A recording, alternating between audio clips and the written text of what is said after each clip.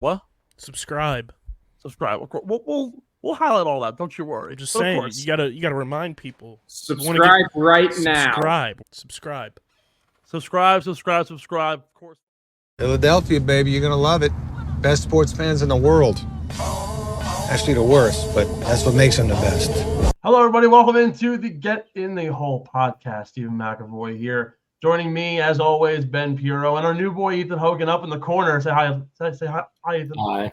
Wow, this is like the coolest new little wave thing we got going on here. We're gonna have Ethan joining us every week now, when he can at least, and giving us all of the stat correction, stat analysis, and everything that we need whenever we screw up. So Ethan, don't screw up, or else we look bad too. We're coming to you live from the Underground, a part of the Underground Sports Philadelphia podcast network on Spotify, Apple Podcasts, YouTube, or wherever you can get a hold of us, bringing you all the news, analysis, and betting tips from across the golfing world, including the PGA, LPGA, Corn Ferry, and LIV Golf tours. Proudly presented today and every day by some of our best sponsors, including the guys over at Tomahawk Shades. As Ben and I can tell you multiple times over, I actually checked them out. They're located on Long Island, so living very locally, I've been able to check in on them a little bit more. They had a tent event the other day that I stopped by at, I forgot the golf course, but they're doing like a small like winter festival session season.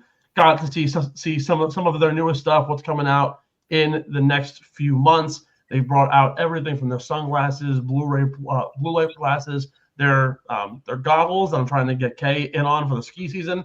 They're rep by some of the biggest names in all of sports: Chris Hogan in lacrosse, with Kyle Harrison, of course, golf's Paige Sporadic, Jazz Chisholm, and of course, getting deeper into other avenues across the sports world. They have a new golf flag hat out now. You can get that in their end of year sale. You can find all that and more at TomahawkShades.com or the Tomahawk Shades app, and you can use code USP for 25% off your next order, again, at the Tomahawk Shades app or TomahawkShades.com.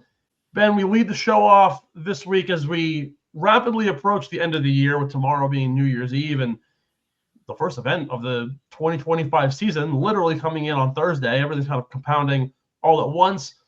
Let's take a look back. Let's see the best moments, the worst moments, the viral moments, and the biggest winners and losers of the 2024 season. To say that it was a roller coaster is kind of an understatement. We had a ton of ups and downs, everything from the best golfer in the world going to jail for 3 hours, all the way down to BrysonDeChambeau becoming the biggest name, maybe the biggest like reclamation story, I guess you could say, in golf, going from world's most hated to world's most beloved in about a year and a half's time, starting last year into now with his YouTube channel. LIV's growing. There's allegedly more talks with the PIF coming back in, the establishment of PGA Tour Enterprises, the new search for a CEO. Greg Norman's out. Then the list goes on. The TGL's launching this year. What are some of the best moments in your eyes that you look back on and say, wow, like, how did we have all of this in only a short 12-month span? All right. So my best viral moment of the year, you're not even going to, this isn't even on your radar, is Harry Higgs holing out at the Advent Health Championship on 18 for Eagle to force a playoff. What's that? Didn't even know that happened. You didn't know that happened? No. Oh, yeah. So he holed out for Eagle to force a playoff at the Advent Health. And I believe, I just want to make sure I'm right about this, that was his first of 2 wins on the Corn Ferry Tour this year. And Pretty sure he had 2 wins. Let me see. I hear Ethan typing. Honestly, like it's perfect now. We're gonna hear the small little to-dos in the back. I didn't know Harry Higgs went to SMU, by the way, and he was teammates with Bryson. That was his first. So that was his first win of the year. He ended up winning in a playoff, and then the very next week he went to Knoxville, which is right up the road. Basically, it's not up the road, pretty much just directly west, because I believe they play the Advent Health Challenge in the Advent Health Championship in North Carolina. He also won the Visit Knoxville Open as well. Right. And so that hole out, though, to get him into a playoff that he eventually won, that spearheaded him into having one of his best seasons in a while. I think Harry Higgs, he wasn't really – I think he's always been known as a big personality because he's such a lovable guy. But I think that's kind of overshadowed his golf game, which he is a very good player, but he hasn't really had the PGA Tour career that you would think someone who's a household name would have, and that's because of his personality and how much of a draw he is. His career was, I have to be completely honest with you, it was kind of dead in the water. I mean, look, prior to that, he had 2 top 20s to start the year in the Bahamas, and then he went miscut, and he only broke 70 one time in that span. And in those 6 rounds, he was a combined plus 18. Okay? So he had to do something very special because at that point, the way the reshuffle works and everything, there was a chance that he was actually not going to be getting that many more starts if he didn't do something special. Mm-hmm. And that hole out, propelling him to a win, propelled him to really arguably his best season on the Korn Ferry Tour and as a pro in general. And it really revived what was a pretty stagnant career. And yeah, Ethan, thank you. He was the first player in Korn Ferry Tour history to win 2 consecutive tournaments in a playoff. Damn. So that's something. And by winning those 2 tournaments, he essentially guaranteed himself his card for next year. So well done, Harry Higgs. But that was my best viral moment. My most viral moment, though, was Scotty Scheffler getting arrested. How could it not? I don't know if I was – so I was I away? So I think I was out the week it happened because I was in Disney with Kay's family. Now, mind you, this was our first family vacation. Kay's shaking her head because she knows exactly what's happening. So it's like little stories. I don't think I've even told this. It's like 6:30, 7 a.m., right? And we're getting ready to like go to the parks. It's what Friday, was it? Or was it the first day? Or was it Thursday? It was Friday. It was Friday. So we're getting ready to go to the parks. I'm like getting dressed. I get out of the shower, and I get this notification, and I'm like it wasn't even from ESPN. It was from it was from Jeff Darlington of ESPN. And I'm like, Jeff Darlington, like I wouldn't believe someone to have a fake account of him. So it's like, oh yeah, Scotty Scheffler was arrested, and I go, wait, what now? And I'm sitting there, and I'm like, hey, Scotty Scheffler got arrested. She's like, wait, what? And I'm like, yeah. I'm going through videos. I'm delaying her entire family because me and her dad are now on the couch throwing on ESPN and watching the overhead footage. Everyone's like, can we go? And no one's interested in golf with the 2 of us. And I'm like, guys, this is like the biggest news story of the year. Like, this is the best golfer on planet Earth getting arrested. This was maybe the second biggest story of a celebrity, something happening to a major figure outside of the United Healthcare CEO getting murdered by Luigi Mangione. Like, the world was all eyes on Scotty Scheffler for about 3.5 hours. Where is he? What's he doing? How's he going to play? Somehow to make it back to the course for his 10:30 tee time. And, like, talk about the whirlwind of luck. There's rain going on. They push back tee times partially due to wanting to get him on the course. But, like, how that can't be the best moment of 2024 is beyond me. There's obviously a ton more to praise. Like, I mean, you could easily say Nick Dunlap winning the Amex and then turning around and winning the Barracuda 3 months later, cementing how he'll actually be a really good golfer and not just be a one-hit wonder. But the Scotty story is like it. I don't think anybody has ever gotten that much news coverage in a 3-hour period, and he could have probably single-handedly won the PIP if his name isn't Tiger Woods. Well, the thing is, the most impressive part is he shot 66. He was in the back of a police car. He was arrested, put into a police car, in a jail cell, took a mugshot. In the jumpsuit. In a jumpsuit. The president of Valhalla picks him up, bails him out, I presume. And He has up, and he goes and shoots 66, which backed up, I believe, a 67, if I'm not mistaken.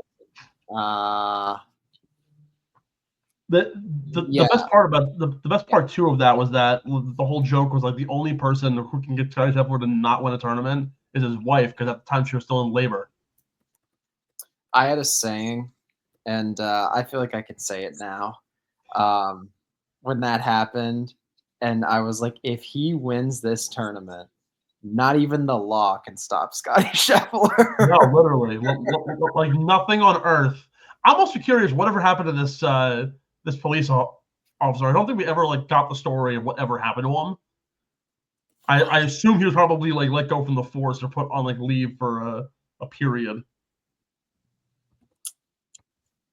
But like, my God, like that was nuts. I mean, like other top moments you could point to very recently, like Bryson's viral hole-in-one challenge probably got the most engagement out of anybody maybe in the history of like YouTube golf that is a pro. Like obviously like the guys at Good and Barstool Golf and everyone else, they've got plenty of engagement in their own right. But in terms of an actual pro, like the reclamation project of BrysonDeChambeau, and I was debating this with some friends the other day. Like you talk about how like athletes get shamed and then all of a sudden come back into the limelight and they like redeem themselves. I think one of the prime examples of that would be like Alex Rodriguez, like post biogenesis, got back into announcing, managed to kind of find his own footing back in the sports world. And people kind of just like forgot about the fact that he was a steroid user and praised him because he was now on TV. Similar kind of situation to who's the name that I'm looking for. Shit, I'm drawing a total blank. But like there have been instances in the past where you've seen guys. Like Kobe. Like Kobe obviously cheated on his wife, had his own fidelity issues. Tiger Woods, the same story, but everyone kind of seems to forget about those things and manages to still praise him for what he has done. I would say Bryson has easily taken on the greatest transformation of a golfer from what happened 3 years ago with the Brooks Bryson phenomenon and how everyone hated him because he got clotheslined by a rope and had a meltdown, and everyone's like, this guy's the biggest bitch on earth. Like and then he had his beef with Brooks Koepka and the driver. And he was shitting all over Cobra with the driver, and he was getting into it with fans. I mean, the personal transformation of Bryson was something out of this world. When you were talking, KB just said something that just made me fucking giggle. Jersey Jerry's hole-in-one literally broke the internet. Dude, so I apologize for laughing while you were speaking, but I saw that.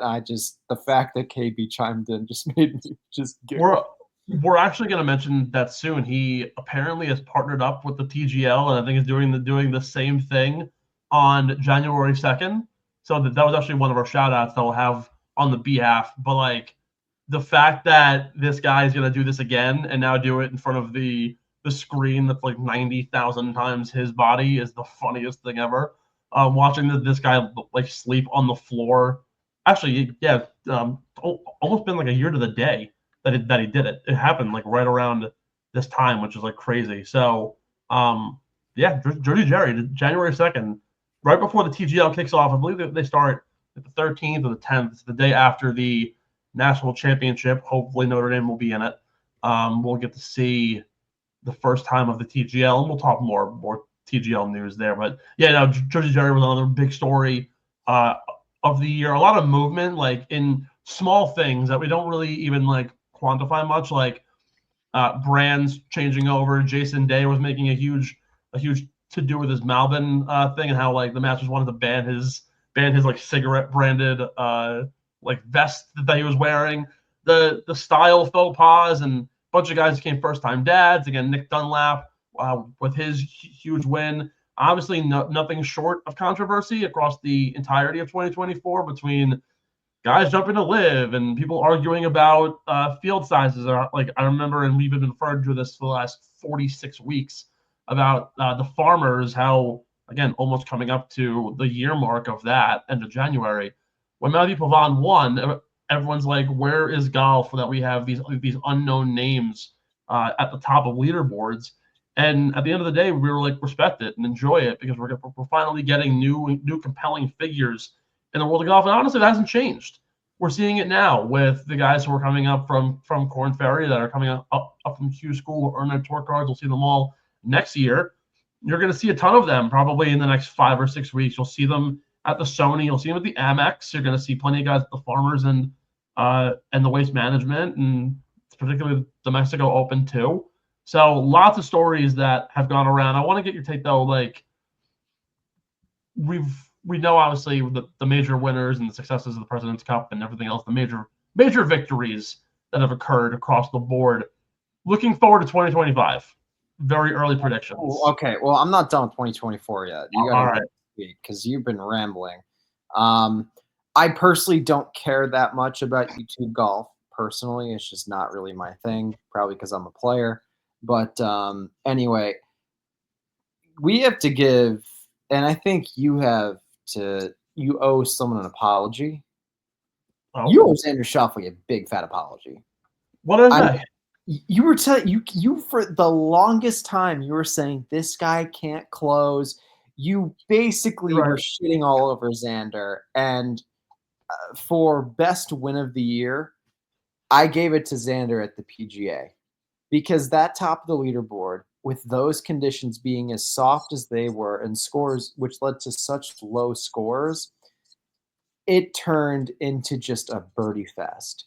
And there's nothing harder than trying to keep pace with guys who are all on the final day of a major, when you know you have to just continuously bury birdie putts. And that putt, it looked like on 18 it might miss. It was a perfect putt. It just didn't move. And it toilet bowled in. That was my best win of the year, Xander Schauffele. And mind you, that was the monkey that got the monkey off his back, because then he went and won the Open Championship. Yeah. And so that, to me, that was such an incredible moment for him. But I have to say, the best event, we had a lot of drama, I think, this year in golf, which the last couple of years has been a lot of drama.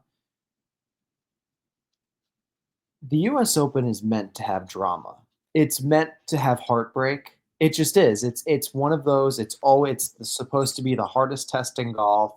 Pinehurst is always a little bit different because there isn't really rough. It's really just like kind of like, native area. I guess that's what we would call that. A lot of pine straw. It's firm. It's fast.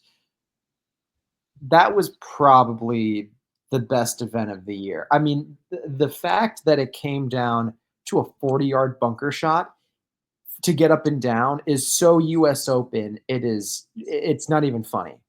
And really the fact that, because so many of those tournaments in particular, it's almost as if for as triumphant as it is to win that tournament and how many signature shots we've seen, like with Tiger when he made that putt on 18 to force the 18-hole playoff back in 2008 against Rocco Mediate, there's also heartbreak and players who lose the tournament. I mean, Phil Mickelson lost the 2006 U.S. Open at Winged Foot, okay? And Jeff Ogilvy just happened to be the one. And also Colin Montgomery had a chance too. I don't even know if you remember that. And Jeff Ogilvy just happened to be the one holding the trophy at the end of Sunday. Rory McIlroy, between him missing those two short putts on 16, 18, and then Bryson hitting that 40-yard bunker shot to 4 feet and then making the putt dead center, mind you. That is, in my opinion, and I'm not saying that it's because Rory lost that's what makes it the best U.S. Open. I don't want people thinking that. It's just the sheer drama that took place over the last 50 minutes of that tournament. I mean, that it's supposed to be a dramatic tournament. It was. There was heartbreak. There was elation. There was every single emotion you could have seen in the last 50 minutes. And so to me, that was honestly one of the most under. I'm not going to say it was under the radar, but people forget, and maybe because it's because Bryson plays for LIV, people forget like that was an incredible tournament at a historic venue. I have one thing to say quick on that too, and I think what is even more compelling than that, right? First of all, that bunker shot from Bryson is maybe one of the hardest shots that you could ever attempt, and the fact that he hit it to 3 feet is obscene. A. B. Again, we mentioned the Bryson reclamation story, and to be quite honest, I understand that we kind of beat the dead horse for talking about how much we don't necessarily like Rory McIlroy and how he's a prima donna and how his game hasn't supported his words over the last 3 years. But you want to talk about like career trajectory is going in 2 very different directions. If Rory McIlroy doesn't figure out his game over the next year and a half, it's going to be it's going to be over a decade now that he has won a major. It's going to end up being outside of winning the Wells Fargo and a couple of other small tournaments here and there. Hasn't had a lot to really talk about outside of really winning on the DP World Tour. I think he won his 5th race to Dubai, and he did it in 7 events anyways this past year. Meanwhile, BrysonDeChambeau, the one of 4 events that he plays in every single year, manages to claim really the best one. Like the U.S. Open, honestly, is probably A, the hardest major to win, and B, probably the best one to win, because of the courses you're playing as well. The Open, you can debate that, but the fact that BrysonDeChambeau only has gone up from there and is now firmly a top 20 golfer in the world, and the only other LIV guy who could say that effectively is Jon Rahm, and it's only because he hasn't had enough play time on LIV to lose OWGR points to get out of the top 20. Bryson and Rory's trajectories are literally going in 2 very different directions at the same time, and that was kind of the apex point and the focal point of it. It's kind of insane, but I wouldn't have thought throughout the entire year if you told me that was going to happen, I probably wouldn't have projected or thought about it. Look, it's one of those things where, and I think that this segues very well into the biggest winners and losers. Yeah. Look, and I know you've said this before. I know you were kind of getting on Rory, and I have too. And I don't really get on him about the Wells Fargo because that is an elevated event, and that's an incredibly difficult golf course. It's a major venue, and I will never knock him for winning that because we never knocked Tiger for winning at Bay Hill. We never knocked Tiger for winning the Farmers. Well, I guess really at Torrey. We've never knocked Tiger for winning. Oh, what's another event? I mean, he's won. I think Tiger's also just kind of a different standard because he's won everywhere multiple times anyways. Well, it's hard to quantify. Yeah, I mean, yes, while that is true, I will never knock Rory for winning the Wells Fargo. Just because I feel like it's only fair that if we honor those wins by Tiger at those courses that he loves, we should do the same for Rory at Quail. That being said, his only other win was a team event. No one really cares. And I kind of really spearheaded him because he really wasn't playing that well at all. And who knows, maybe there was a little bit of money from the PGA Tour saying, could you please go play this event because it's a failing event. That's why it's a team event in the middle of the year. It's a failing event. No one goes to that tournament. No one. Who knows? Maybe because that has been done before. I remember in 2009, Tiger Woods was given $3 million just to go play in the Australian PGA. I believe it was the Australian PGA. $3 million to show up. Okay. Rory McIlroy, though, not winning a major, that was the best opportunity that he had at Pinehurst in years, okay, where he wasn't chasing someone down. He was in full-on control of that golf tournament with an hour left. Yeah. And I have to say, yes, on paper, the year looks good. Wins, money, FedEx Cup finish. Yes, it looks good on paper. that first 40% of the year really was ugly. It was very ugly.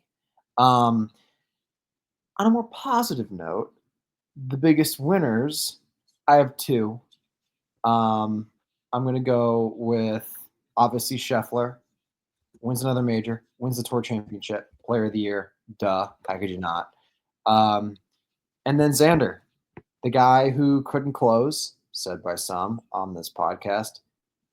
The one with the backwards white hat. Not me.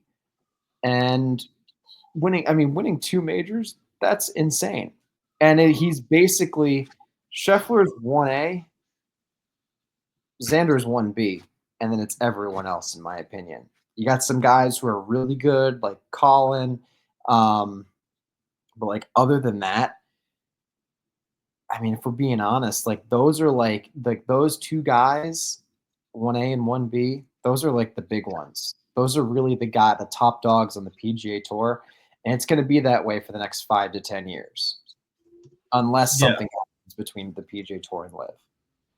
Yeah, no. In terms of like biggest winners and losers for me, obviously Scotty and Xander go as stated, and you bring up great points. I also want to give shout outs to Lydia Ko and Nelly Korda. Nelly Korda had the most underrated 7-win year probably of all time, only to be outshined by Scotty Scheffler on the other side of the ball. Like you can't quantify how amazing of a year she had. Also, how much of an odd year she had too. How a lot of those wins culminated at the exact same time that Scotty was going off. The debate at one point was literally who's the better golfer, Nelly Korda or Scotty Scheffler. Like, disregard the idea that Xander Schauffele won 2 majors. There was a point where Nelly Korda was the second biggest news story in golf, not like that wasn't Scotty Scheffler. And like that's overshadowing everything else that was happening in the middle of March and April of this year. Lydia Ko making the Hall of Fame at this point after her win at the Olympics. Also, again, shout out to Scotty Scheffler for winning the Olympics there as well. And another, you want to talk about a story that kind of went under the radar, kind of like late in the year, was the fact that Jon Rahm was leading the Olympics and squandered a 4-shot lead with 8 to play. Could be another topic to bring up. Could also call him one of the biggest losers of the year. But I also want to give the flowers to Bobby McIntyre for winning the Scottish Open.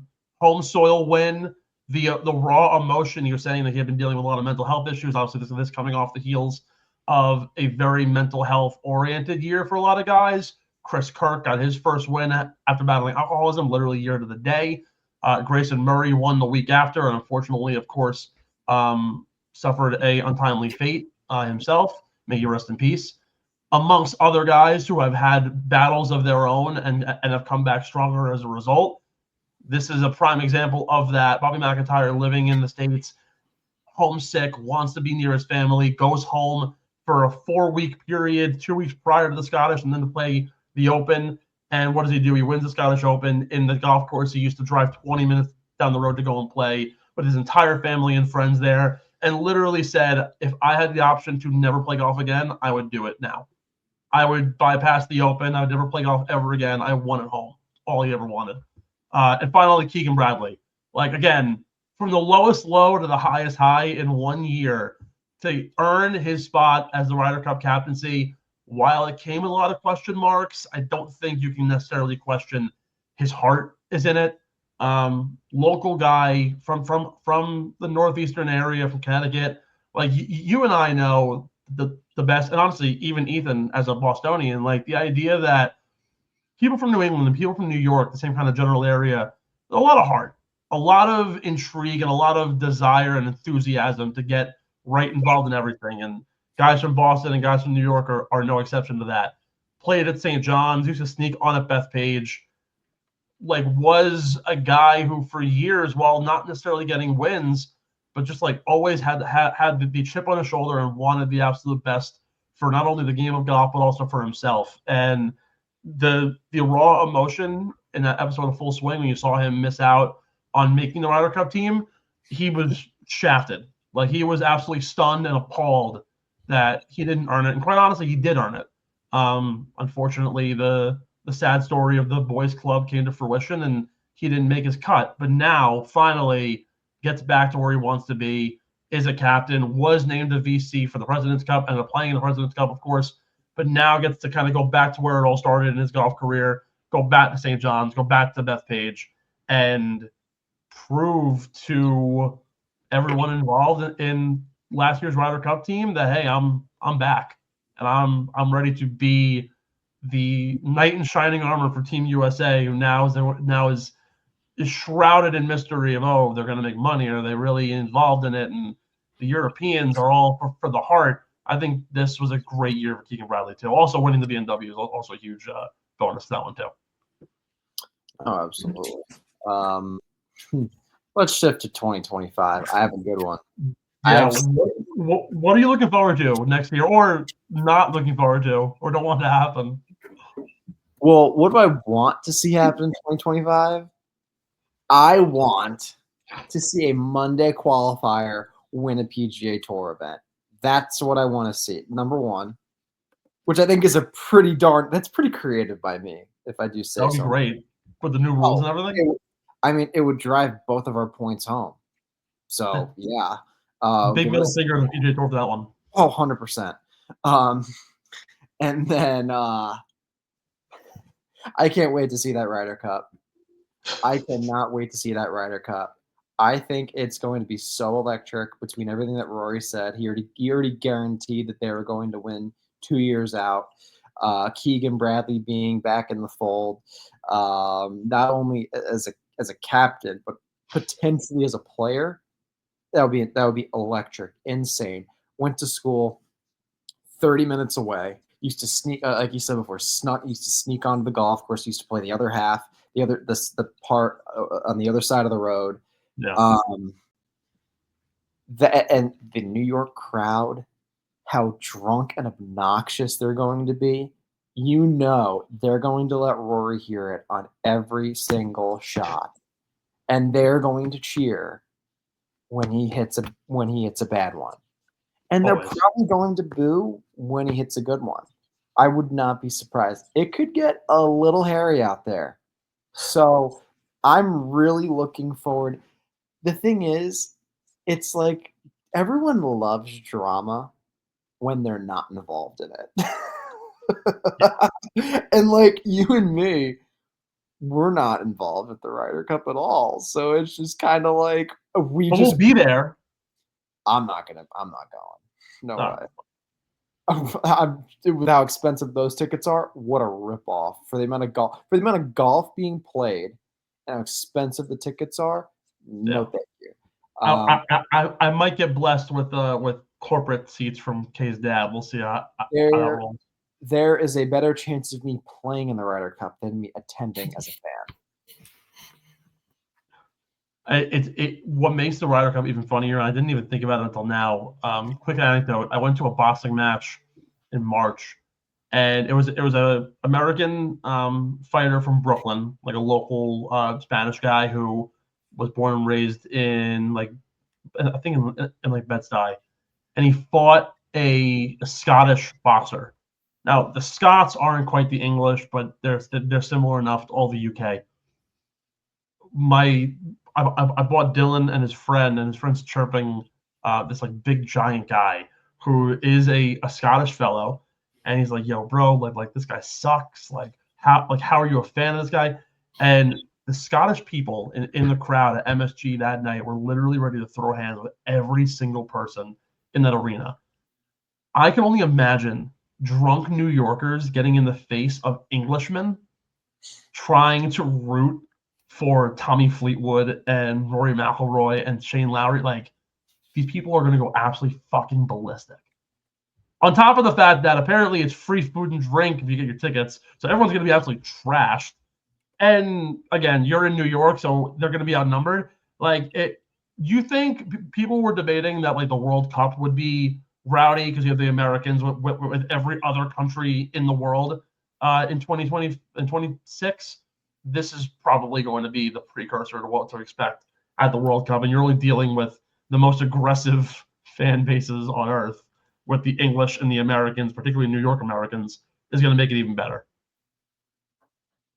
So that's going to be absolutely insane. Also, we didn't mention for 2024 the return of Anthony Kim, kind of the most important small tidbit of golden nugget of information, even though he didn't do anything. The return of AK is so significant, and as it pertains to 2025, I really want to see him develop his game, get more into it. At first, I thought it was a cash grab. He seems to really be all in on it.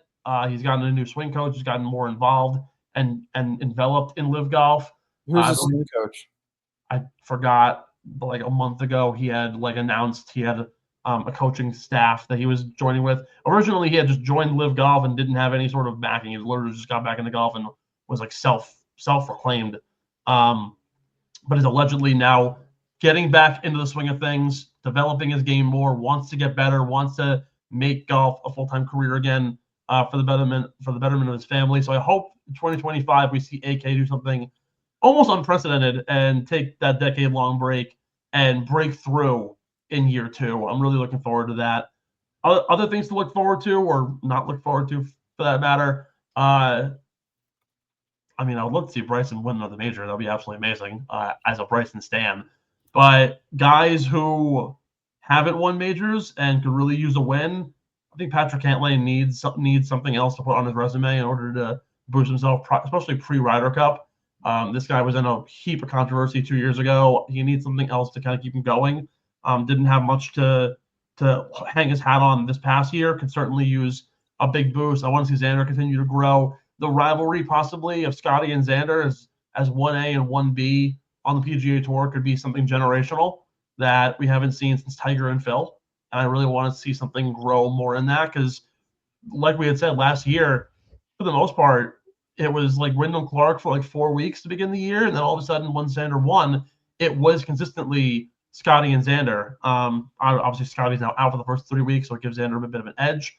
He enters the week at the Sentry as the favorite.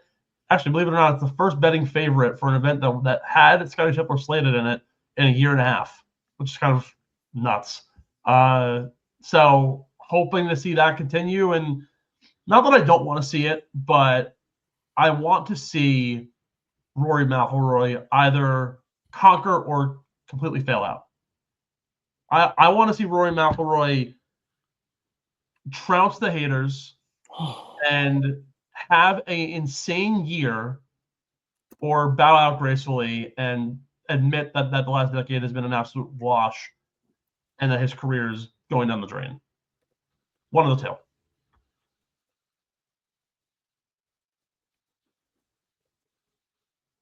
That's definitely going to be one of the top 5 dumbest things. We're going to have a leaderboard, one of the top 5 dumbest things I've ever. Why would he ever sit there and admit that the last 10 years have been a waste? No, he wouldn't admit that. But if he doesn't have a elite year, because he's struggled, he needs to win a major. If he doesn't win a major, his entire reputation is tarnished by his big mouth and his inability to win the big event that he's been needing as someone who's been looked at for the last two decades as a top golfer in the world.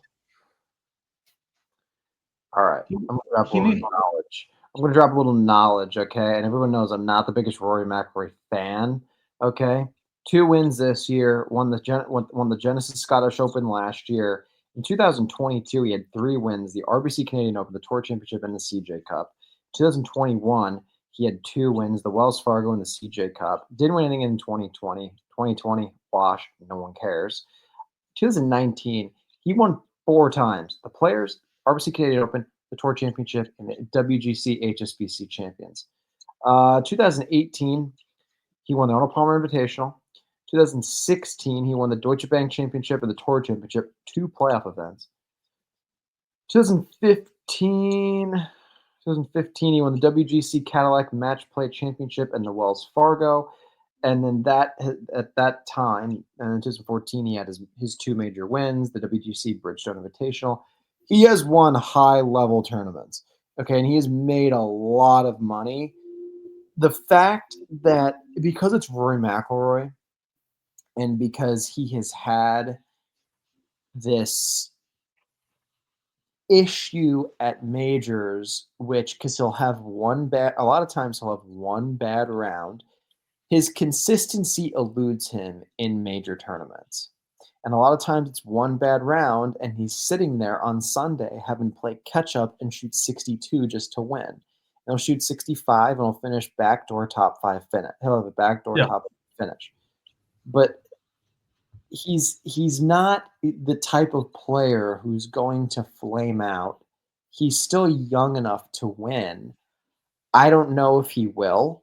He's not going to be my first pick to win a major tournament, that I can tell you. But the last 10 years has not at all been a waste. He has won. Yeah, we can laugh about the Zurich. I'm going to laugh about the Zurich for sure. How could you not? It's Rory McIlroy. You're playing a team event in the middle of the year. At the end of the day, the guy has made a lot of money, won a lot of tournaments, and has basically cemented himself in the past 10 years as a top 10 player of all time.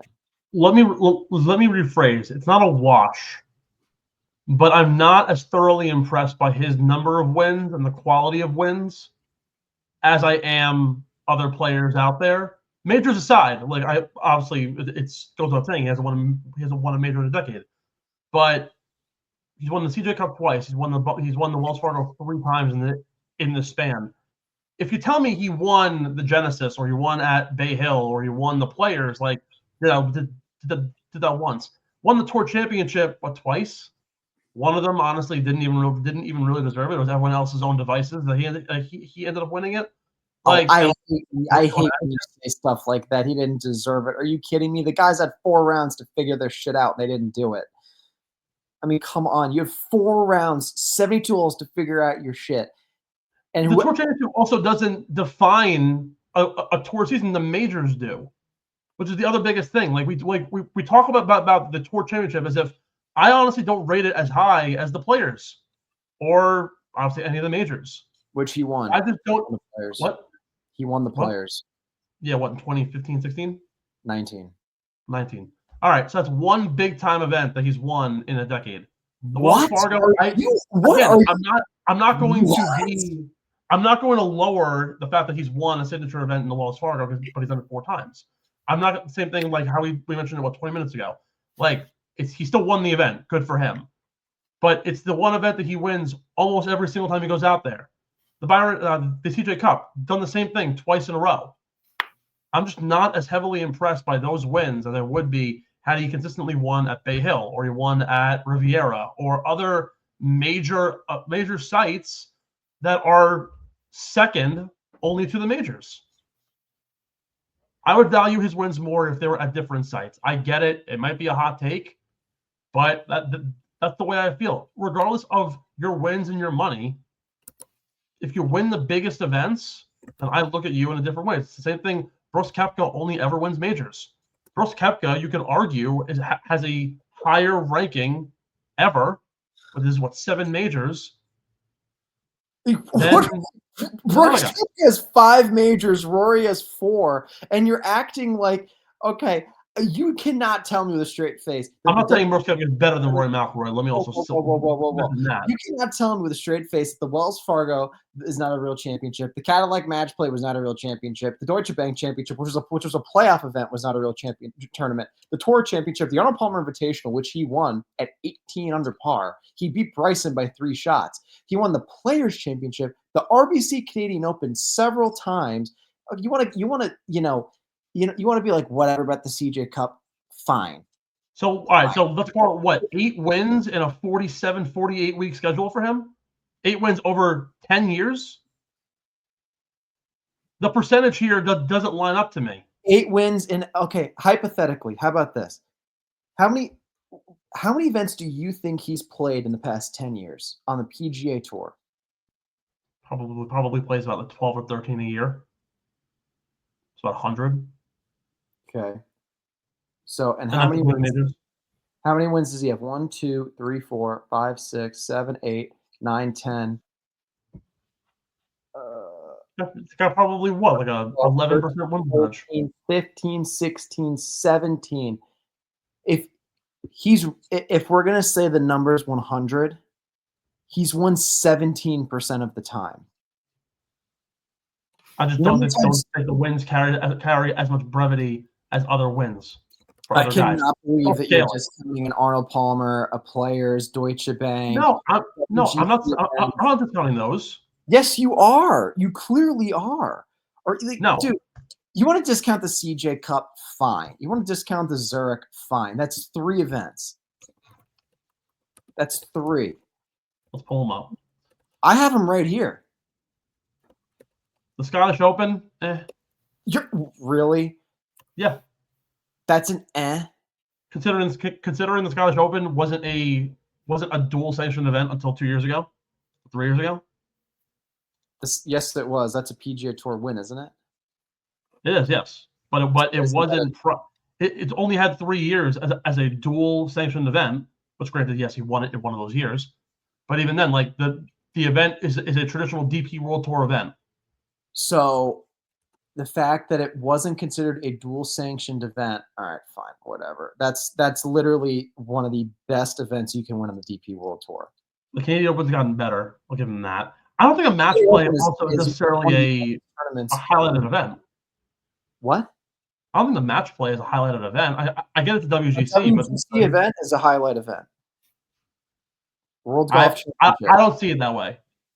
I do, because the WGC, I don't know if they did the brackets then, or if it was just straight up top 64 players in the world.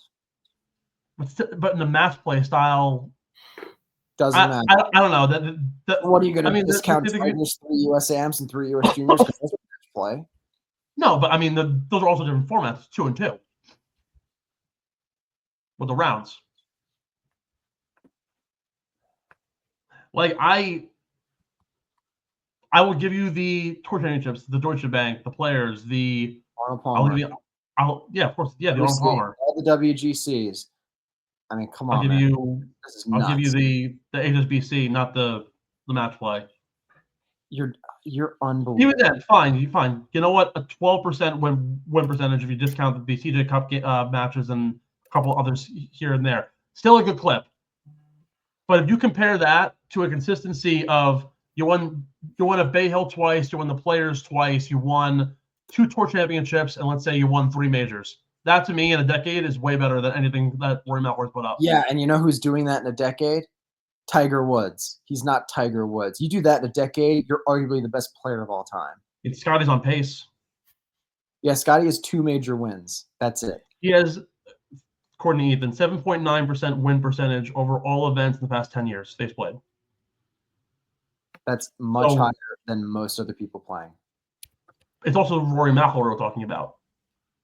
I expect top 5 level of win percentage every single year from Rory McIlroy, and I expect him to be a top 5 player in the world consistently. LIV Golf has him ranked outside the top 10 for the year. Yes, because he had a bad first half to the year. I'm not discounting how he played the first half of the year. He was not very good the first half. Okay, and you can data golf me all you want, but from 2015 to 2023, one of the best players in the world by far. He just didn't. I think the other part of my bias here too, to a degree, and I'll admit this straight up, is that I think he's been a lot of talk too about a lot of things, whether it pertains to LIV Golf, to his stature in the golf world, to his meltdowns. I think it's kind of taken front seat to anything else that he's done, and it's sort of washed out on course achievements. And I think it for the most part kind of shows too. Like, we talk a lot more about him tearing his shirt off after losing an event, or his whining and crying over losing the U.S. Open, than we do about the successes over the last decade. Well, here's the thing, though. Like, yes, I understand that, and I think he can be a giant baby. He really can. Okay. You sound like Skip Bayless when he was talking about Terrell Owens. Congratulations. I'll give you that. Like, Terrell Owens is one of the greatest wide receivers of all time, and Skip was like, he doesn't deserve to be in the Hall of Fame. Duh. Like, okay, A hogwash. Now, look, like, for you're absolutely sitting no here reason at all am I saying that Rory McIlroy is anything shitty. T.O. was an emotional wide receiver. He was your typical diva. Rory's a diva. Rory's emotional. Okay, Rory has had unbelievable success in that 9-year stretch. Okay, KB, he just sent us something. What is it? Oh, What did well, KB send us? well, I'll bring it up on the other side. We've spent so much time on all of this that we need to close out. Any final comments on this? Your vitriol. I mean, at least I respect Rory Good word. as a. Yeah, I know. At least I respect Rory McIlroy as the golfer. I mean, you're just shitting all over this poor guy for you perceived to be a lack of ability. I mean, my All God. right, I apologize to Rory McIlroy. Part of my bias got involved in that take. I mean, look, you have to understand, you can't let someone's attitude, demeanor, and personality dictate what you think of them as an athlete.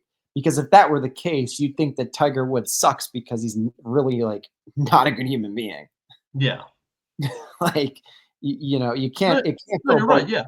Yeah. Like, yeah, you can be a pain in the ass and a baby and say stupid shit all you want, but if you're a really good golfer, like, I will give you props for that. 100%.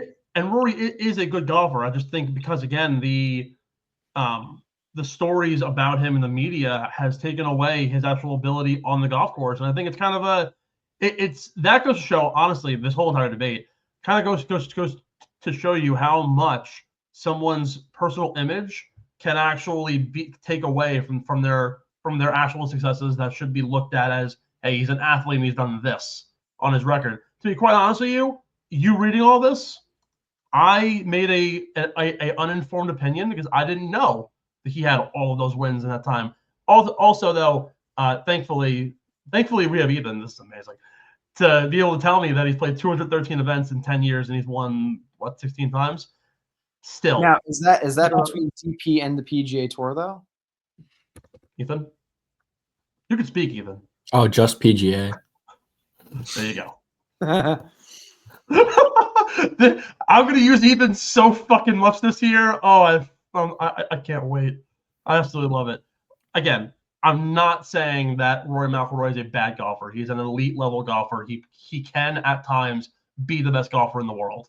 I just want to see in 2025 either he have a incredible year or needs to shake something up and take a trip with Aaron Rodgers or something because he needs to you have completely changed your tune since I called you out. You were like, he needs to say the last 10 years were a failure and that it was a waste of time. Now you're just like, I'll admit it's uninformed. All right. We have to take a break. We need to. I cannot believe we've been on this for almost an hour. Kay's gonna murder me. Is there anything else you have to say? No, I just think that was one of the dumbest takes you've ever made in your life. Let's go to break. And you know what? I will happily eat it because I am like that. We're going to take a short break. On the other side, Brandel Chamblee had some choice words about LIV Golf and the success of the PGA Tour in 2024, and we'll give our shout-outs of the week, preview the century, and give you our beer money picks. So don't go anywhere, folks. This is Ben and Steve and our boy Ethan from the Underground. We'll be right back.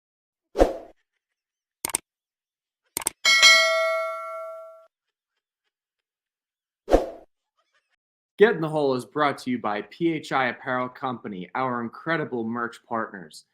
PHI Apparel Co. provides unique designs and high-quality clothing from t-shirts to hoodies for every golfer around. With their original designs for all, there's no doubt you'll stand out on the course, the driving range, or at the 19th hole. Go to phiapparel.co and use code UNDERGROUND at checkout for 10% off any order. That's code UNDERGROUND at phiapparel.co and grab exclusive Get in the Hole podcast merch and support your favorite golfers.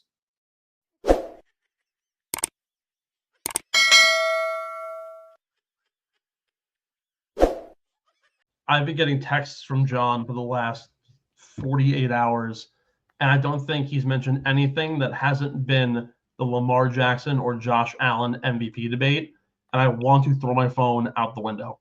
Tell John he needs to text me back and wish me Merry Christmas back. Wow, really? I'm going to call his ass out. KB saying Saquon for MVP. I'm not buying that shit. I love Saquon to death. I think Joe Burrow's the MVP.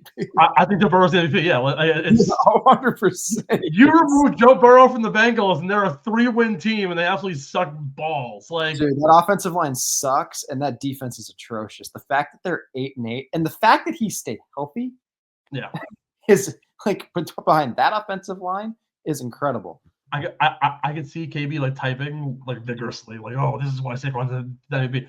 Saquon is, in my opinion, a better MVP candidate than Lamar Jackson or Josh Allen, though. Oh, 1,000%. Not only for the yards, but the fact that he had about 13 more touchdowns if push wasn't a thing, like, obscene. He's also like career high in touches by like 50. Yeah, like it's ridiculous. Now, if he breaks the record, which he will, are we counting the record because he had the extra week? I had the same debate with Cooper Kupp, 2 years ago, or Justin Jefferson with the receiving record. He breaks Eric Dickerson's record, but with less touches, but with an extra game. How do we weigh that? I don't know. We're a golf podcast, man. We're almost an hour in. Let's just get on it. We're smarter than just golf, though. Speaking of Saquon Barkley and Joe Burrow. The NFL postseason is right around the corner, and guess what? You can stream the NFL playoffs on CBS, live on Paramount+. Watch the league's top players and coaches cement their legacy in some pivotal games. Every snap matters, so don't miss a moment. Catch epic matchups all the way through the AFC Championship on CBS and Paramount+. Get started with our link in our description and sign up for Paramount+ today, and don't miss a single second of the NFL playoff action. We jump in with some comments from Brandel Chamblee that occurred today, actually. He had made some, I guess you could say, questionable comments about what the season has looked like. And he mentioned specifically the one part that I want to really hone in on.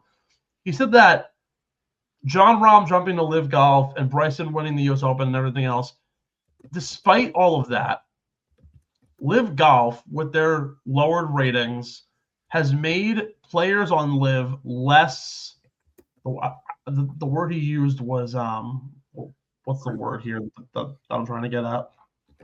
I gotta find this tweet that he had tweeted out. Apologies.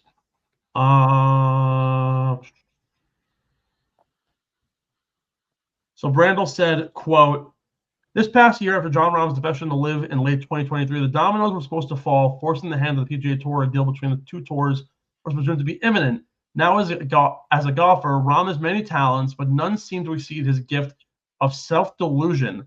PGA Tour and LIV split has been a constant topic of debate in many points to the absence of the poached stars, DeChambeau, Koepka, and Rahm, as a primary reason for the declining TV ratings. May partly be true, but if these players are really that compelling, the LIV finale, televised on CW and finishing in prime time on the East Coast with Rahm winning, would have drawn more than a whopping audience of 89,000. Do you agree with Brandel Chamblee in his point that LIV Golf simply isn't compelling compared to the PGA Tour? Still, it's not compelling because of how it's covered. I don't think, now look, they have a deal with Fox. I think a lot of it has to do with they were on YouTube, and then with CW, they had the deal there. And now they're going to Fox, which is historically just not a golf channel-esque network. It isn't. The U.S. Open, when they had it on Fox, was abysmal. I couldn't stand listening to Joe Buck talk about golf. They have the best players, and they've paid all of this money. I just think it's one of those events where you would have people say, like, you know, like when you take a picture, the picture doesn't do the view justice, right? So because it's like you had to be there in person to appreciate what you saw.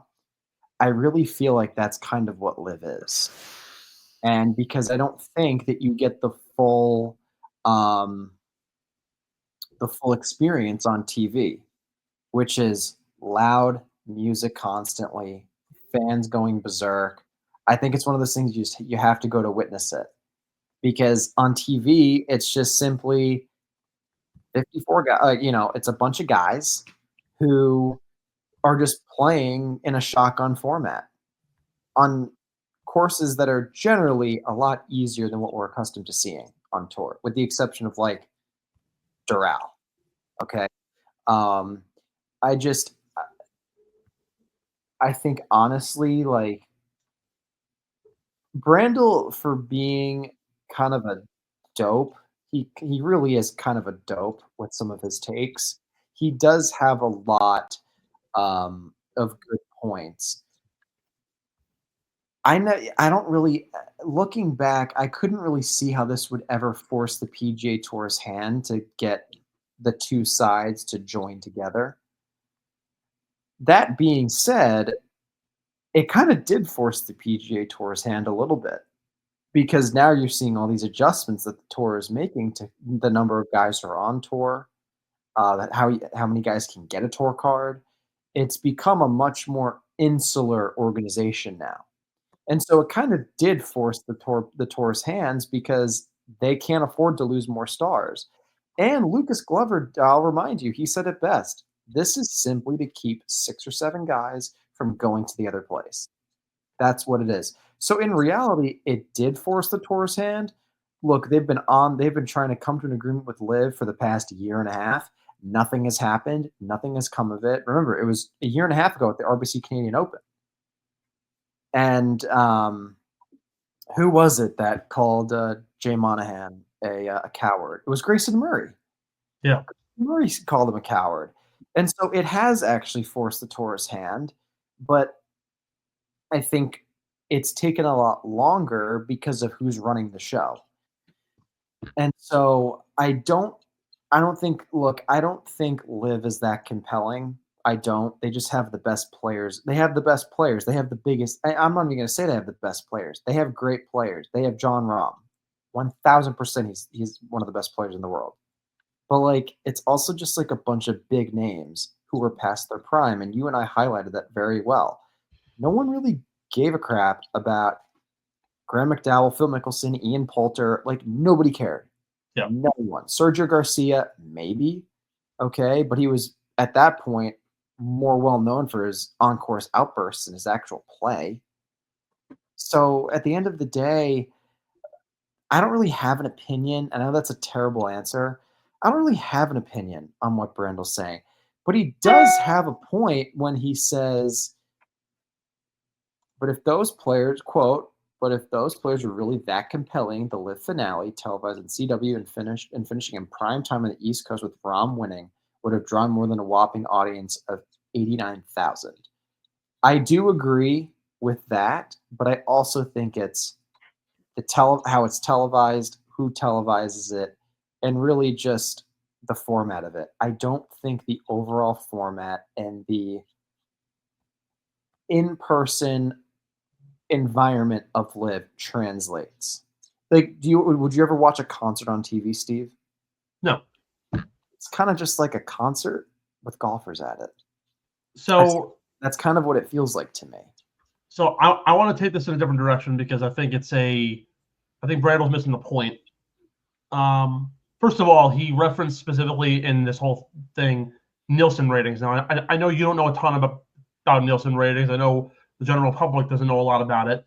But essentially, all he's doing is landing up linear television ratings to try and coordinate an idea that LIV Golf doesn't get any viewership. Okay, so explain to me why PGA Tour Sundays are down 21% year over year. The bigger issue isn't that LIV isn't compelling. LIV isn't compelling, you're right. Also because there's no marketing of LIV. They have the players, but the only person who's marketing himself is BrysonDeChambeau, because they're giving him the leniency to do what he wants to do, to market himself as a person. It's the same thing like NIL in college sports, right? Guys are marketing themselves and becoming influencers in their own right. Do some guys not want to do that? Yeah, no. And same thing with college athletes. There are some guys who go to school, want to do business, and want to get out. But like Travis Hunter, going on Kai Sinet's streams every single week and becoming a household name across the world is different than BrysonDeChambeau just trying to make a YouTube content every now and then, hire a guy, shoot some videos, do some things like that. Dustin Johnson can do that. I mean, you do that, and you're an aspiring golfer.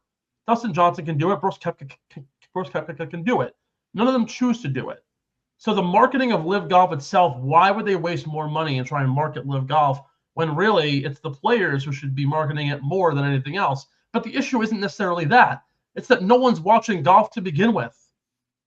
Average viewership of Golf Channel, where Brandel Chamblee works, according to Josh Carpenter of the SPJ, is down 22%. No one's watching it. Through the end of the year, their average daily viewership is 66,000 concurrent viewers, which according to Nielsen and the way the ratings work, concurrent viewership is kind of the number they utilize to like show, hey, this is what the average peak of what your day is when you're on all day long would be. So yeah, cool. 86,000 people watched LIV Golf's final. No one's watching Golf Channel anyways, whether it's because it's behind a paywall. It's the issue we've been talking about forever. NBC Sports and Peacock, who were never able to get it because of $80 a month to go watch golf. Who wants to really spend the money on that? Who wants to sit in front of a TV for 5 hours a day and not get every single player? LIV Golf doing some things right, but Golf Channel as a whole is not getting any viewership. No one's watching Brandel Chamblee talk anyways. Therefore, people aren't watching golf. Participation's up, viewership is down. So the bigger issue here is really just the ratings and that no one's watching the product on either side, PGA or LIV, and even the DP World Tour, where golf was founded in England and in the UK, in Europe, continental Europe. That's down also 12% on Sky Sports. So like no one's watching golf across the world, let alone watching LIV Golf. And the marketing side of their whole ordeal is their own issue. That the PIF's not going to give more money for LIV Golf to market for a $0 contract with the CW. Might change with Fox. But I think while Brandel has good points, I think he's short-sighted in a lot of the points that he does make. And I think that's why everyone kind of paints him the fool, because there are a lot of other avenues that you need to go over rather than just saying, oh, John Rahm's no longer compelling. He's still very compelling. It's just he's not playing in a league where you can watch him every single week on a consistent basis. Also, he only plays 8 times a year. So like at least a PGA Tour pro is going to play 13, 14 times in a year. So you see him a little more often. I think what people need to also understand is that Brandel hates LIV. And he has consistently bashed every single player for going that route because he's such a traditionalist and he's so just hard-headed and stubborn in that department. I don't know. I find it so hilarious that Brandel, who has one PGA Tour win, which happened in Vancouver in 1991, I believe it was. I think it was 1991. Has made most of his money in his life talking about golf, not actually playing it. I find it so funny that someone like that is bashing guys for making it just a vast amount of money for playing it and showing up. Maybe that has something to do with it. Maybe there's a jealousy factor because it's like, I mean, he wasn't really that good of a golfer. I mean, you play on the PGA Tour, you're obviously very, very good. But at the end of the day, I do think that there might be a little bit of a jealousy factor there because, let's face it, he's not known for his playing. He's known for his big mouth and largely stupid takes. He has had good ones, and I do agree with you. I think he's kind of short-sighted in this aspect. And I wonder, because he works for Golf Channel, I wonder if perhaps they're not allowed to support LIV.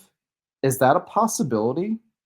I mean, maybe, but they're not in the pockets of the PGA Tour, so I don't think it necessarily matters. But they're so close. But the thing is, though, they're at all of those events. Yeah. I mean, they are. I mean, they're basically in bed with the PGA Tour. I just think Brandel Chamblee is just he's just so biased that he can't get past his own bias in the issue more than anything else, really. Yeah, no, I agree with that for sure. But I just find it, I don't know. I mean, someone who's complaining about LIV, because he doesn't like LIV for a lot of those factors as well, the guaranteed money and everything. It's But just this is the same guy who said John Rahm's not going to win the Masters because he's wearing shorts every week. Like it's nonsense. The story for me, and I'm sorry I cut you off. There's no reason why the Duke's Mayo Bowl should be getting more viewership than a PGA Tour Sunday. I'm sorry. No. I think you're 100% right. I also think, though, football is king in America. I mean, that you have to understand that. At the end of the day, though, I think Brandel Chamblee is basically the Skip Bayless of golf. He really is. And that's the second time I brought up Skip today. But Skip's sitting there and Skip's thinking Johnny Manziel is the fucking truth, and obviously he wasn't. Skip's sitting there and he's, he has some of the worst takes known to man. I mean, it's quite, he'll sit there and he'll bash LeBron, the basketball player. And it's just say what you want to, about some of the things that LeBron has done, especially with how he's the GM of every team he's on. But you can't deny the guy's physical talent and his basketball acumen. But I find it so funny because then you have Brandel, talking trash to Rahm about you're not going to win the Masters because you're wearing shorts. What a stupid statement. Everyone needs that one guy on the network. I guess. I mean, hey, it gets ratings. Gets you and I chatting. That's sure as shit. Yeah. Oh yeah, the Greater Vancouver Open in 1998. That's the year I was born. I'm right there with you. Wait, Ethan, what weekend did that occur? I'm probably older. I'm probably older than Brandel Chamblee's only career win.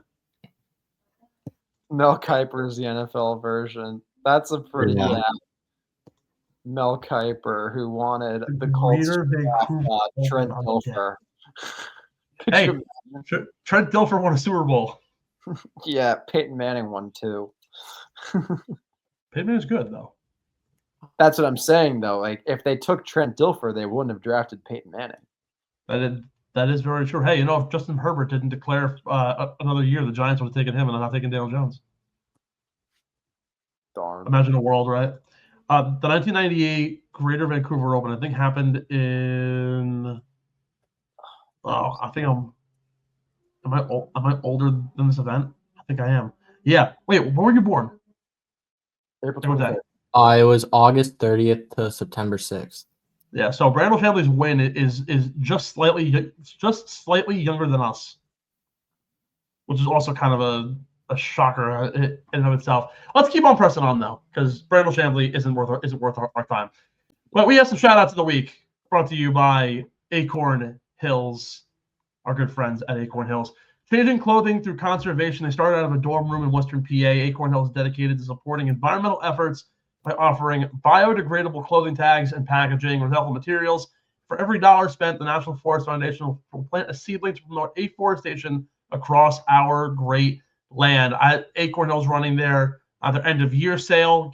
Get on the Acorn Hills train before the new year. Look your best from the ground up. Use code GITH15 for 15% off your next order at acornhillsco.com. Ben, I'll let you lead off. We lead off with a little bit of a peace out to a notable player. Yeah, so a peace out to Joe Mayo. According to Eurosport's Espen Blaker, Victor Hovland has parted ways with swing coach Joe Mayo. Will the move help Hovland? I think it's, as someone who has also recently started working with someone else on their swing, I always caution players to not give up on their coach so quickly, because I really think, because the golf swing is very complex, whether you're an amateur or whether you're a pro. Because when you're working with a new instructor, that's a whole new philosophy. That's a new system. It's a new language. Okay, it takes time. And I just think after one bad year where he just, and it was bad by his standards, I think that that's a little bit abrupt and a little bit much. I think if you gave it 2 or 3, yeah, then you got something, right? But remember, I mean, really, the only thing he hasn't done is win a major. That's it. And his short game is much better than it used to be. So I think, look, maybe it'll help him. I'm really not up 100% sure because I don't know what the changes are that he's going to be making. So I don't want to say whether it's going to help or hurt him just because I don't know what they're working on, what he's working on with whomever he's working with. At the end of the day, though, I always caution players, make sure you give each, if you have a bad year, bad years happen to everyone, okay? And so, but at the same time, look, new set of eyes, new voice, that can also rejuvenate someone. That can give someone, I don't like using this term, it can give you hope. I don't like hope. It's just, I think it's like, I like to know. I don't like to think, I like to know. And thinking is the same as hope, in my opinion. But regardless, I think this might re-energize Victor a little bit.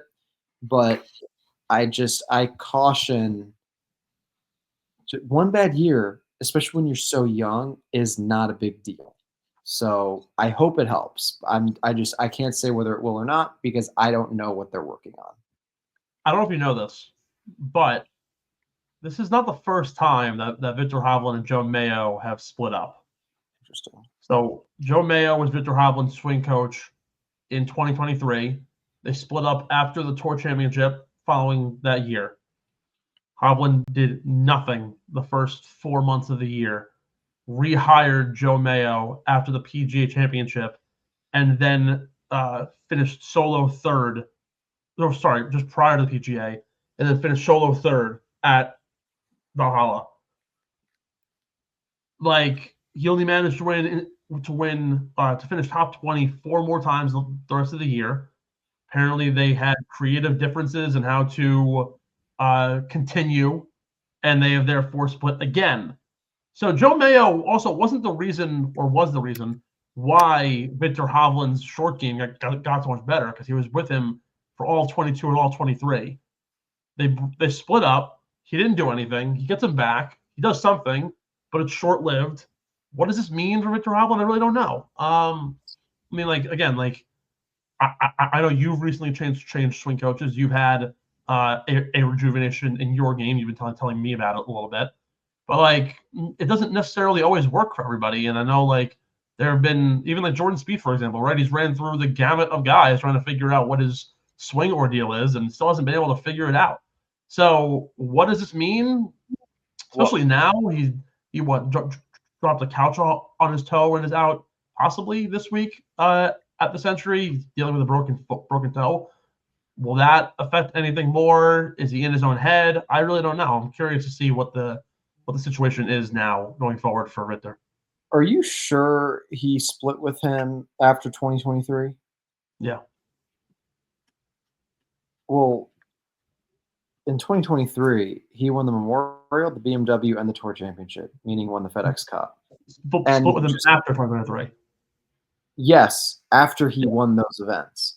Yes. And then he rehired him, and when you hire someone mid-season, even if you have familiarity with them, it's mid-season. So you probably weren't doing great before that. Yeah. Prompt you to rehire them, and then you have to work on the things that you didn't do well. That's a red flag. I understand. I'd have a hard time firing someone who had just that's like firing a head coach because they didn't win the Super Bowl because they made it to the AFC Championship and lost. I mean, I think that's a little bit much. I don't know if there's a little bit of ego there. Victor, if that, and by the way, with the short game thing, I don't think he was working with Joe Mayo on a short game. I think he was working with Pete Cowan. But regardless, I mean, whatever. Yeah. that there might be more going on there than just creative differences. That's something tells me there might be something more than that. I don't know that to be certain. I just think that it's quite strange that you would fire someone after you get easily the best year you've had on tour, or you win the tour championship going away. I mean, by far. I mean, the guy couldn't miss. I'm curious if it's more of a Victor thing or if it's a Joe Mayo issue. That's where I'm interested because clearly, after having a career year in 2023, why would you ever even think about splitting up at that point? Well, the thing is, I mean, look, if there was an issue there, I personally would have said, all right, look, we got to sit down and talk about these differences because we're not seeing eye to eye. And I'm not going to fucking get rid of you because I'm having all this success. But we got to iron out these things so that it's not affecting our relationship. Maybe there was something there that maybe it got to the point where they had some differences and it was affecting their relationship. I don't know anything about what Joe Mayo teaches. I have no idea. Okay. But at the end of the day, that is incredibly strange. Incredibly strange. And it's not like going back to Joe. Joe is in a position to help Victor succeed. He rehired in mid-year. Yeah, exactly. So, want to give the best of luck to Georgie Jerry, as we mentioned earlier. Barstool's infamous Georgie Jerry, after I think like 248 shot attempts or 2,000 shot attempts to make a hole-in-one at Pebble Beach, will now do it all over again. This time in front of the TGL screen on January 2nd. He's partnering with TGL to see if he can make a hole-in-one. I don't know where yet. We'll find out what the situation is there, but certainly will be an interesting prelude to what to see for the TGL's first opening week on January 7th. Ben, I know you're not necessarily the biggest TGL fan, but will you at least consider tuning in? No. Not at all. No. All right. Should I spell it for you, Steve? N-O. No. Good for you, KB. That is time you will never get back in your life. No. I don't know. I think you're being a little Brandel Chamblee-ish about the idea of TGL and how it's a new way to get fans into golf. You know, I was actually invited to go to the facility. What the fuck? This. It's not that I was invited. I was asked to reach out to someone to hit shots for them so they could gain data, and it just never worked in my schedule.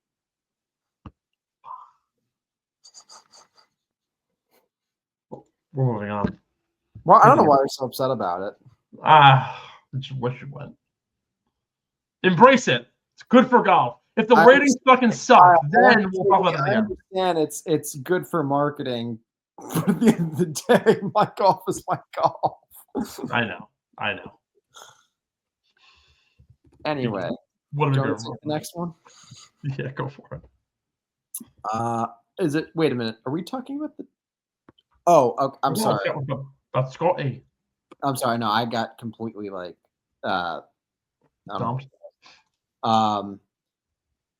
Feel better, Scotty Scheffler. Scheffler announced last week that a hand injury suffered during the Christmas holiday, all right, will result in a 3-week recovery, expecting Scheffler to return for the American Express at the end of January. How does a hand injury like this affect Scotty's game in the future? Look, you know, I talked about this with my mom. It's the right hand. So the good news is it's not the lead. Any type of, it's funny, golfers you'll see more injuries to their left shoulder, left wrist, left hand during the swing, and then more injuries to, all right, guys, whatever in the chat. And then more injuries in the right side of their back. Okay, so you'll have injuries in the left shoulder and arm and wrist, and then in the right side of the back. Ethan, shut up. Regardless, though, I really don't think that this is going to be that big of a deal. It seems like it was pretty minor. He just had glass in there that he had to get surgically removed, which is, at that point, I'm pretty sure that that point, I'm sure you're probably worried about infection and everything, and also pain tolerance as well. He'll be fine. Coming back for the American Express, I think it's not really the biggest event in the world either. So I think it'll be a good tune-up for him. He'll be fine. I once broke my hand with glass. Recovery was really easy. I think it'll be fine. Well, there you go. I mean, hey, I finished in second place with a broken finger one time. So yeah, I cracked the webbing in my fingers. You probably can barely see it. Right. Looking at those hands. That's enough. Right there. It's enough. That should hurt. Happy birthday to Tiger Woods, the GOAT. The 82-time PGA Tour winner turns 49 today as we record here on a Monday. I know we're never going to end up seeing the 83rd win, probably not. But, finally at 49, he's a year away, I think, from joining the Champions Tour if he wanted to. Probably never will. But would love to see Tiger lace up the boots in a more competitive style. I was talking to Johnny about it, about how while he might not never play for the Champions Tour, it wouldn't necessarily be the worst thing for his career to just be able to play competitive golf again if he's able to actually do the walking and do everything else, where he opts for the cart or whatnot. I think it would just be a nice kind of send-off for Tiger instead of having him agonize his way through playing. And he's going to end up playing the majors this year. He'll play Riviera, might play a couple other events. But it's sad that we're seeing kind of the fall off of Tiger Woods. We talked about this weeks ago or months ago. When can a guy finally call it quits? And how Brady couldn't do it, and how Kobe couldn't do it, and Saban, it took him until he lost at the top 10 ranking to retire. I wish to see Tiger Woods reclaim himself once more. It was great seeing him play at the PNC with his son, finishing T2 was their best finish that they've had together. So to see Tiger Woods play really good golf again will be something else. Well, Brady could have kept going. He was still he was still very, very good. We just didn't know that he was going through a divorce, which that takes a toll on you, especially when you are a public figure and your wife is also a public figure. So that definitely took a toll. And with Kobe, he had the injury. He should have stopped much sooner, obviously. And who was the other one that you were talking about? Brady, Kobe, Nick Saban didn't. Nick Saban. That's not his fault. NIL just completely changed the college landscape, but that's not Nick's thing. Regardless, though, look, happy birthday to the fist pump king himself. Has some of the most. They had some like a slideshow of all his best fist pumps. Love that. He is just.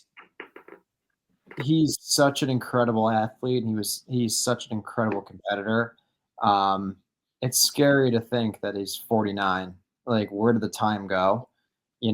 I mean, geez, that 2008 U.S. Open feels like eons ago. I mean, eons. I mean, could you imagine? Between 1997 and 2004 and 2008. He had 14 major championships. Yeah. Brandel Chamblee only had one win, by the way, during that time. Horrible callback. Well, Brandel doesn't really give Tiger much love. That's why. Yeah. It's amazing. Even the more recent stuff, right? That Masters win in 2019. I still will never forget where I was. I was literally on my couch. I was in my dorm room in my bed crying. I was in my off-campus house, sitting on the couch, and I'm scrolling through the channels. I didn't even think to put on the Masters, and it came on, and they were on 16. Holy shit, Tiger's coming in. And me and my friend Casey watched the final few holes, and I was like, wow, how the hell did he do this? That ecstasy of watching him win the 2019 Masters is something that I will never forget for the rest of my life. It was amazing.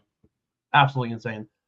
Yeah, the Tiger, incredible athlete. We're probably not going to see number 83. I just don't. I don't ever see him going to the Champions Tour. I don't. I think he has too much pride, and I think that Tiger should just do. Tiger, just listen to what I'm saying. Play the 4 majors, play Jack's tournament, and play Arnie's tournament. That's it. Yeah. And then have your son caddy for you during, when he's not in school. I think that would be great. Not only for the son, but also for Tiger. I think that would be great. It would be great for TV too. Everyone benefits. Just play 6 events a year. That's all you got. He was so close with Arnold. I think he'll try to play. If he was healthy enough, he would. He was so close with Arnie. And then obviously he's always wanted Jack's major, right? So I think he'll, as out of respect, he should play Jack's tournament. The Genesis, dude, I get it. You're technically the host. You can host it, but don't play in it. Okay, come on. Yeah. Like the weather that time of year isn't even really good in Southern California. It's cold, not good for your joints because we know you're very brittle. Don't even bother. Okay, seriously. Play those 2, regular season events and play the 4 majors. Call it a day. Yeah, no, I'm totally with you there. Real quickly, before we get into beer money, we have to wrap up the show here. Quick preview of the Sentry. Victor Hovland, a game time decision with dealing with his broken toe. Scotty is out this week. Of course, he'll be back for the Amex. Short man field, but Xander Schauffele comes in his first top odds board finish right now in over a year, which is actually insane. Over at the Plantation Course in Kapalua, it's great to see that Kapalua. If you remember the wildfires from a few years ago, they're fully back. They've been able to grow out the flora there, which is awesome. So they've been actually able to redevelop the land, which has been great. Kapalua is now looking the best it's ever been. So looking forward to a great tournament.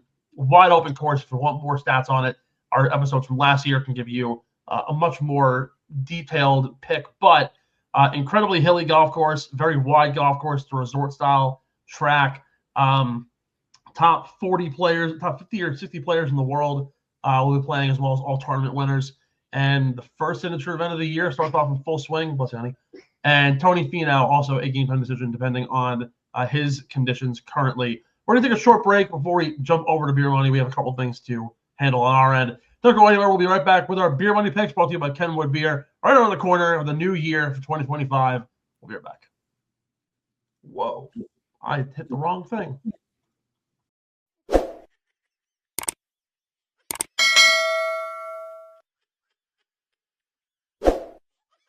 We are back with the first edition of Beer Money in 2025, brought to you by Kenwood Beer. You might be asking yourself, who is Kenny? Well, aside from Kenny Gainwell on the Eagles, he is the best routine beer out of basically anything that you can get out on the market. 120 calories, 8 grams of carbs.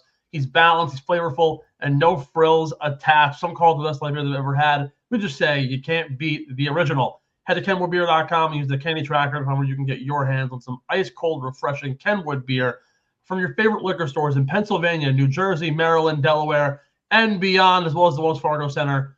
And be sure to grab some Kenwood beer as you watch the Philadelphia Eagles fight their way through the playoffs and hopefully see Saquon Barkley win an MVP award. Won't happen, but we can all dream, can't we? Less than 21 years are older to do so, and please drink responsibly. Ben, we haven't determined a punishment or anything. You won the fall swing. We still have to do your punishment for the full year, but do we want to reinvigorate something for 2025? Do we? So wait, so did that also include like the hero and the? Yeah. You beat me by 2. Overall, including the hero and the PNC. Yeah. Are you sure? Yes. Because he beat me 2-0 in the PNC. Yeah, but you were up by like 4, I think. Oh, okay. Do we want to do a punishment? Yeah, we have to do a punishment. I mean, geez, like if I have to play golf in a friggin' dress for 18 holes, oh gosh, it's gonna be terrible. We should do one of those like fantasy football punishments. That already is a fantasy football punishment. I know. I know some crazy ones. Ethan, please tag in if you know any any good ones here. I was thinking about this the other day. A punishment in one of my leagues that my friend's doing. He has to complete a 300-piece puzzle chosen by the rest of the league in a dark closet with nothing but a headlamp. And he's going to film it, like live stream it from the closet. So stupid. Just My so league is having the loser has to go to a restaurant and just eat pancakes for 24 hours. That one. Friend of mine. 24 hours? Yeah. Yeah. Friend of mine who lives in Florida did it at a Waffle House. And for every pancake you eat, you burn an hour off your sentence. Let's do that. No, that's what it is. But this place that there you have to go, it's run by like a cult. So it's like We're not doing it like that. We'll pick an IHOP. Yeah. All right, Yeah, so we'll Steve, do IHOP. okay, so the loser of this year, considering I'm winning right now, okay, because that counts Are we towards counting the fall? Fuck yeah, we are. What else did the fall count for? Are I you didn't kidding think we me? were. We didn't count it last year. I don't care. Why else would we be doing it? I thought just for funsies. No. We agreed that it counts for the next year. We agreed. I don't recall that. I thought we were doing just a 20. Yeah, you don't remember. You don't remember anything. Okay, no, All right. we agreed because we've been saying to the audience, comment below what you think the punishment for this year should be, because like, I yes, don't think we should count the fall. I think That's we the should. Ethan, what do you think? yeah, I say count it. Fuck Fuck you, let's Ethan. go. Fuck you. Yeah. God damn it. Yes, let's go. See, it's a great thing to have Ethan. It's also a fucking curse sometimes. All right, fine. Ethan, you're the best, dude. Ethan, if you're Fine. needing You lead by 2. covered. All right, cool. So we'll do the IHOP pancake challenge. You got to be there for 24 hours. Each pancake you eat knocks off 1 hour. Okay, that's going to be the goal. That's going to be the challenge or the bet, whatever. And the loser's gonna stream it on Instagram Live on the Instagram. What's Fine. gonna happen? That's gonna be absolutely great. Even if I lose, it's going to be the easiest challenge in the world. Yeah, you're gonna fucking demo those things. Yeah. Guy eats like 5,000 calories a day. I can only imagine. No, I don't. I did have 9 hot dogs in 9 innings though at a Mets game. Plus chicken tenders and fries. Yeah, that was ludicrous. Oh. By the way, we're doing that again when that rolls around. Good. We're gonna dominate it again. All right, top 20 pick at the Sentry. Who you got? I'm going with Byung-hun An for my top 20 pick. I think that it's a limited sized field event, so there's not really a whole lot you can pick from, and you can't really go wrong with anybody for a top 20. But Ben On, I think top 20, no problem at this place. Wide fairways, huge greens. He's a good putter, very grainy greens. Hell yeah. Yeah, so it's top 50 plus all other top 50 in the FedEx Cup standings plus all other winners this year this past year on tour, including the Fall Series. Top 20, I'm going to go with the winner of the Shriners, the last iteration of the Shriners, JT Poston, to claim a top 20. A really good all-around player and hits the ball far enough that with these hills, they're just going to roll forever. Putting surfaces are not very difficult. We've seen in the last couple of years what the 3 lowest scores in tour history, shot by Cam Smith, John Rahm, and Matt Jones, all in the same round, same event. So to be able to go really low is important here. And Poston's been nailing his putts all throughout the fall swing. I like JT for top 20. Top 10, where are you going? I'm going to go Sam Bermuda Burns. He's a really good putter on greens like this. They have a lot of grain. Tons of grain, tons of slope. I think he's going to do really well. Driving is not going to be a concern for anyone because the fairways are tremendous. It's going to be a birdie fest, so I'm going to go top 10 for Sam Burns. Yeah, the Bermuda out in Hawaii is certainly something to keep your eyes on. This might be a tough pick for me because he's always beaten me over the head every time I'm taking him. But I'm going to go with Sungjae Im for a top 10. This ball is going to fly. The putter has been the problem for years, but apparently has changed over to a new putting style and hopefully will help him out a lot. He's played a couple of KPGA events, played in the Olympics. Hopefully we'll see a good turnaround from Sungjae this year, where the issue's really been a lot of birdies, but also a lot of bogeys, all found on the green. Top 5. Top 5, I'm going to go with Patrick Cantlay. Steady Eddie. Steady Eddie. I'm going to join you with that. Patrick Cantlay for a top 5. Wow, you're going Keep it off nice. the official JT pick? Yeah, I'm going off of it. Your guinea pig. Dork. Hideki for my top 20. I think he's a little bit hit or miss, but he finished off the year strong. I'm going to go with Hideki for a top 20. It's a gimme. My gimme is going to be another top 20. This guy's going to hit the ball 1.5 miles. And the fact that he's a lefty is going to help him a lot on these courses where long dogleg lefts, that 18th hole, he very well can get it into. He can get it pretty damn tight with the way he plays his fade. I'm going to go Akshay Bhatia for a top 20 play here at plus 300, a great odds for the event. Your final pick, the winner of the first event of 2025, the Sentry Tournament of Champions. Who's claiming the first victory of the year? Oh, it's got to be Xander Schauffele. He's now one of the odds where he's plus 475 to win. I believe it is. Yeah, plus 475 to win. Yeah, for sure. He's by far and away the best player in this field. So the reason why I went Cantlay top 5, I was going to take Cantlay to win, but I don't want to. I'd rather match you instead of having to fight you if he finishes top 5. I'm gonna go with the second best guy on the odds board and go with Justin Thomas. Has traditionally been one of the top 5 golfers at this golf course over the last 6-7 years. Has constantly dominated this course. I don't think he's finished any worse than 5th in this event ever. So certainly a lock for a top 10 if you want to get another gimme in here. But to win the event, a birdie fest against Xander Schauffele, if JT can nail just a couple extra, can certainly see some really low scores. Honestly, I think any guy in the top 6 of this board can win. Schauffele, Thomas, Colin, Cantlay, Oberg, even like Saeed Tagala, like really anybody in this field can very much win this. If you go all the way back to even like the plus 5,000 range, like Nick Dunlap's got a shot. But I think I'll ride with JT against Xander and see hopefully I can come out with the last laugh. Final thoughts before we go.